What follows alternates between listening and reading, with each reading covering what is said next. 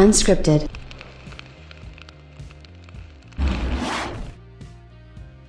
If you followed my channel for any length of time, you'd know that I'm a huge fan of this console war stuff. I think it's fun. I think it gets the heart pumping. I think it gets things going. I think as long as you don't take it too seriously, I think it can be a great thing. It's even a great thing for the companies themselves. And the reason why I say that is because they go back and forth. One of them offers something, then the other one has to offer something similar or lesser value, or you always have to get some kind of value out of it, okay? And I know Sony has come out and said otherwise, but if you look at something like the Xbox Series S, which is priced at $299, maybe Sony wasn't going to price the digital PS5 at $399, and that maybe forced them to do so in order to sort of be at a more competitive price. So again, this would all be stuff that points to where competition is a great thing going into any kind of business. Honestly, competition ends up paying off for us, the consumers, most of all.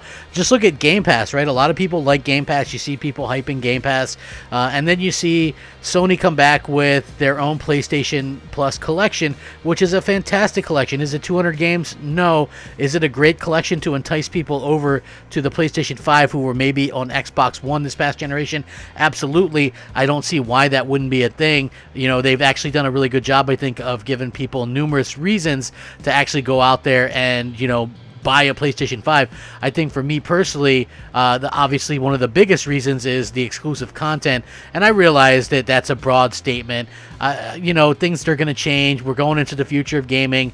Games can be on a phone or on a tablet or what have you. I totally understand that and respect that. Honestly, I do. I respect that completely. But at the same time, I think that having your focus on your piece of hardware itself is a huge bonus, and it makes me as a consumer feel excellent. I got to be honest, it does. It makes me feel really good about owning the particular piece of technology because there is that onus on that technology, and that's super important sort of going forward, in my opinion. Now, when you look at what Microsoft is doing, they put their console in a lot of people's hands. They're doing what I consider to be a quote-unquote grassroots sort of advertisement, right, where they're going out there and they're trying to get people excited about the console. They're showing off the backwards compatibility. They're getting people talking. That's the bottom line. That's the most critical thing. They're getting people talking about the hardware, talking about the technology, and that's exactly what people should be doing 5 weeks from launch, right? Now, when you look on the Sony side, there's still a lot of unanswered questions. I am looking forward to my PlayStation 5. I spent a lot of money on a new TV to take advantage of it. You know, I have games pre-ordered, another controller, a lot of accessories pre-ordered, but there's still so many unanswered questions, and now Sony has officially commented on when we'll be able to get some of these answers, and it might surprise you that it's actually happening rather soon instead of later. So, again, Sony actually is confirming this. Sony's giving PlayStation fans a closer look at the PlayStation 5 this weekend, folks.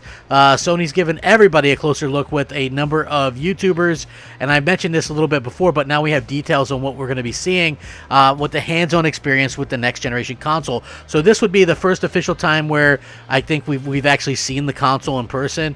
So far, there's a lot of conspiracy theories out there on why we haven't seen a console, etc., and this should put any of that to rest. Obviously, the PS5 is going to be one of the biggest stories of the year. The launch is just 5-6 weeks away or so. Obviously, Sony fans are excited about being able to pick up a PlayStation 5 on the 12th or the 19th, depending on where you live. But ahead of the PlayStation 5 official release date, PlayStation fans have a date that they can mark down, and I will link this so you can check it out as well. This weekend, folks, that means this weekend, a number of popular YouTubers will be getting exclusive access to the PlayStation 5, and they're going to be sharing their hands-on experience with the console, as revealed in a post in Gamatsu. As part of the YouTube Gaming Week, a number of creators will be posting videos about their first-on experiences with the PlayStation 5. The videos are going to go live Sunday, October 4th from 6 p.m. to 10 a.m. That's, you know, a little bit different time for us here in the States. But PlayStation fans might have to wait to see the content ends up appearing in these videos, and they're obviously going to be giving us some kind of information. So again, what's rumored to be inside of these videos is everything from getting an idea of how fast things are going to be able to load. We're also going to be able to get some information about some backwards compatibility, allegedly.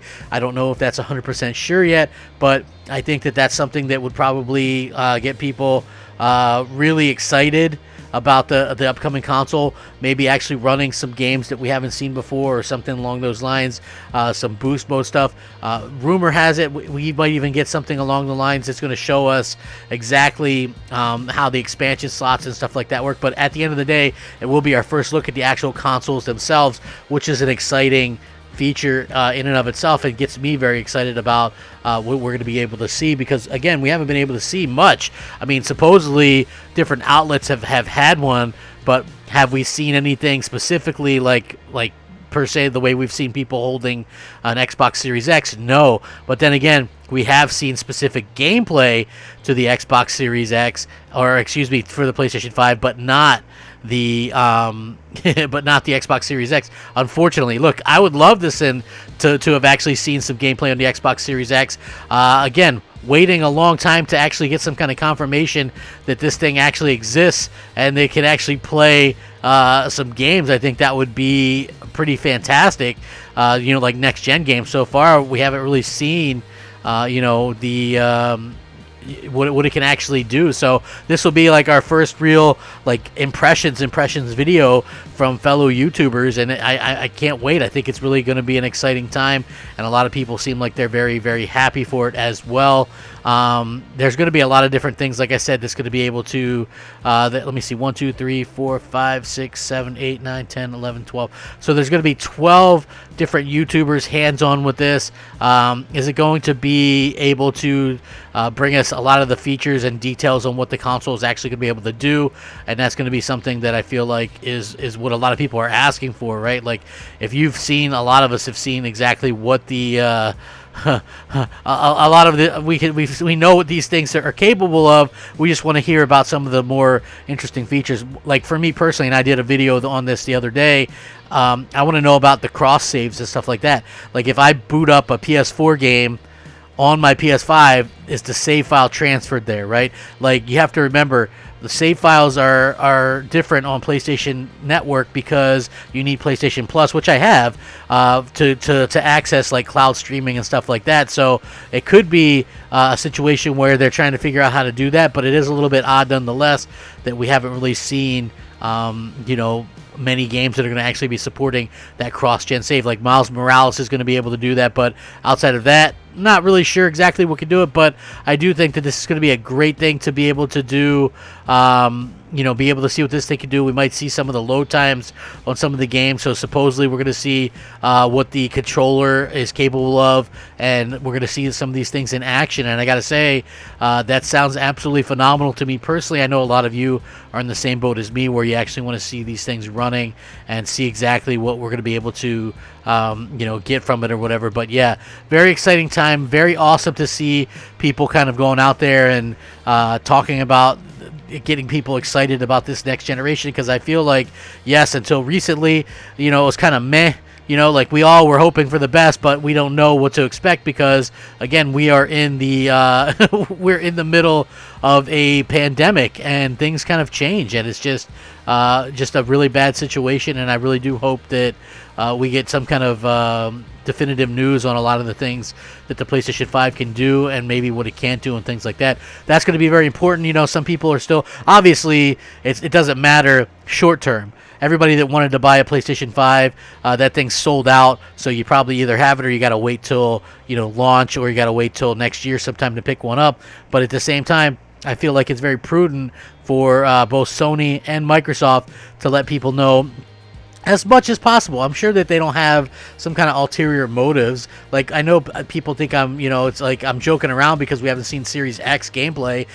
We have heard that, that's had issues with the SDK and the XDK and stuff like that. So that could be a reason, coming in hot. I don't think that's like fear-mongering in the least. That's just kind of, we've known about the Series X since last year, and we've seen no new games running on it so far. We known about the Xbox Series S for what?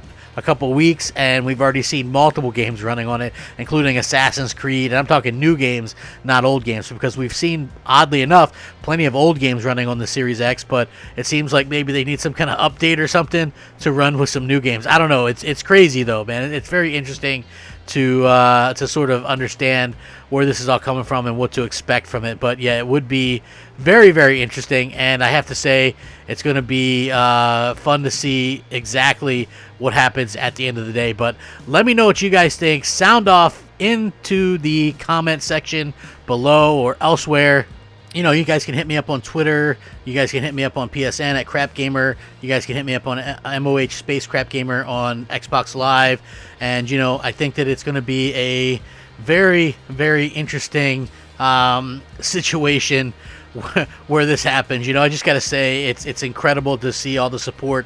This has been a Crapgamer review production. I'm Crapgamer. Please like the video, share it out, consider subscribing. I want you all to please stay safe, happy, and healthy. It means the world to me when you guys check out the videos and stuff like that.